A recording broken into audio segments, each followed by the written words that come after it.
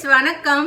நிறைய பேர் நம்மளோட ஸ்கூல் காலேஜ் மேட்ஸை இப்போ பார்க்கும்போது அதில் சில பேர் பார்த்தீங்கன்னா இப்போ கூட ரொம்பவே இளமையாக இருப்பாங்க. நம்ம காலேஜில் எப்படி பார்த்தோமோ அதே மாதிரி இப்பயும் ரொம்ப சூப்பராக அழகாக இருப்பாங்க.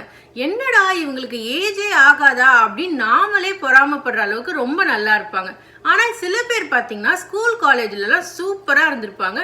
பட் இப்போ ரொம்ப டல்லாக ரொம்ப ஏஜான ஒரு தோற்றத்தோடு இருப்பாங்க.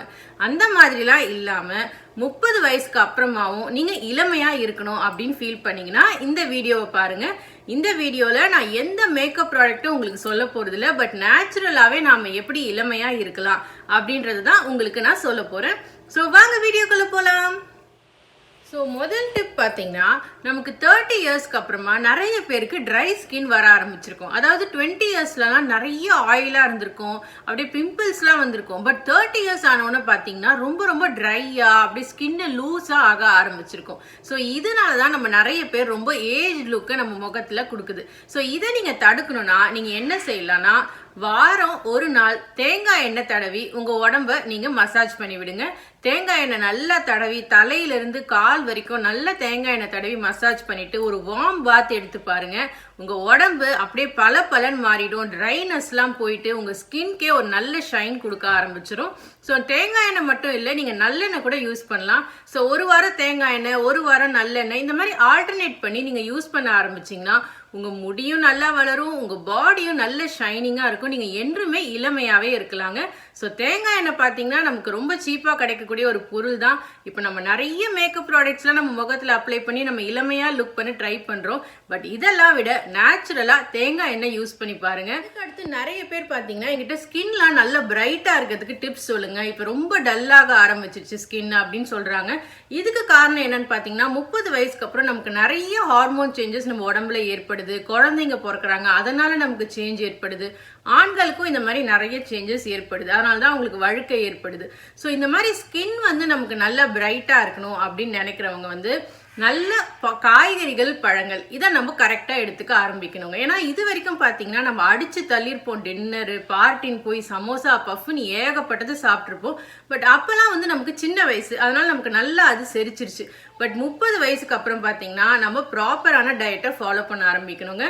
நாம் என்ன உள்ளே போடுறோமோ அதுதான் நமக்கு வெளியில் தெரிய ஆரம்பிக்குது.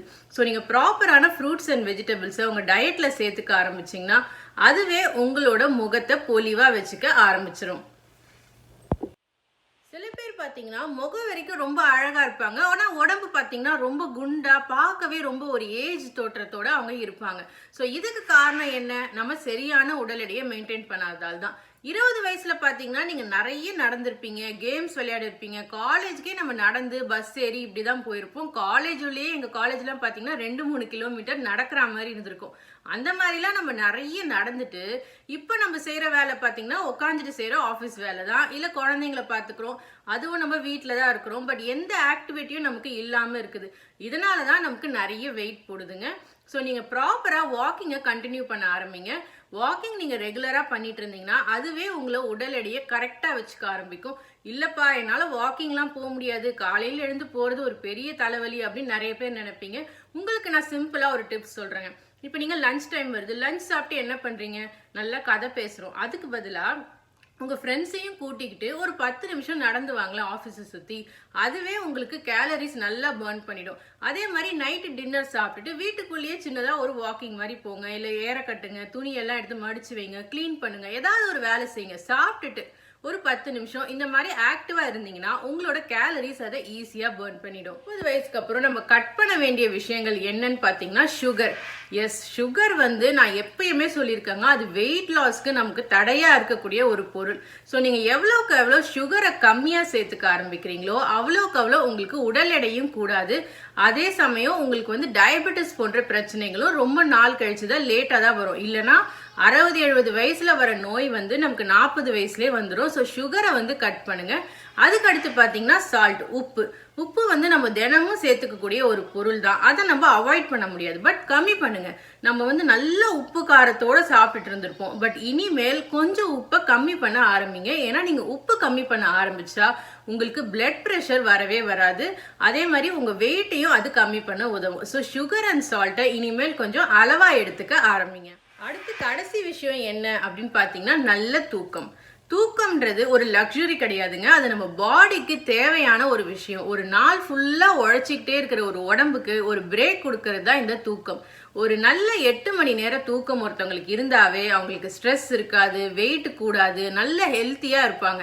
இல்லைனா என்ன ஆகும், நமக்கு கருவளைய வரும், வெயிட் கூடும், ஸ்ட்ரெஸ் அதிகமாகி முடி கொட்டும். இதெல்லாம் உங்களுக்கு வரக்கூடாது அப்படின்னு நீங்கள் விருப்பப்பட்டீங்கன்னா 8 மணி நேர தூக்கம் உங்களுக்கு தினமும் அவசியங்க. நீங்கள் சொல்லலாம், ஐயோ எனக்கு ஆஃபீஸ் ப்ரெஷரே நிறைய இருக்குது, நைட்டில் தான் உட்காந்து நான் வேலை பண்ண வேண்டியதாக இருக்குது, எனக்கு வந்து நிறைய வேலை இருக்குது, தூங்கவே லேட் ஆகுது, இப்படியெல்லாம் நீங்கள் நிறைய ரீசன் சொல்லலாம். பட் யோசிச்சு பாருங்க, நம்ம எதுக்காக நம்ம வேலைக்கு போகிறோம், எதுக்காக நம்ம இவ்வளோ சம்பாதிக்கிறோம்? நம்ம குழந்தைங்களுக்காக தான். பட் நம்ம குழந்தைங்களோட நம்ம சந்தோஷமாக இருக்க வேண்டாமா? நம்மளுக்கு ஹெல்த்தியான ஒரு உடம்பு இருந்தால் தானே அதை நம்ம செய்ய முடியும். நாம் வந்து ரொம்ப நோய் வந்து நம்ம ரொம்ப குண்டாகி நம்மளோட வேலைகளே நம்மளால செய்ய முடியாதுன்னா நாமளே நம்ம குழந்தைங்களுக்கு பாரமாயிட மாட்டோமா? அப்புறம் எதுக்கு நம்ம இவ்வளோ சம்பாதிக்கிறோம்? ஸோ நீங்கள் ப்ராப்பராக உங்கள் உடம்பை பார்த்துக்கோங்க. நல்ல 8 மணி நேர தூக்கத்தை உங்கள் உடம்புக்கு கொடுங்க. அதுவே உங்களை ஸ்ட்ரெஸ் இல்லாமல் பார்த்துக்கும், வெயிட் லாஸ்க்கும் அது ரொம்பவே ஹெல்ப் பண்ணும் ஃப்ரெண்ட்ஸ்.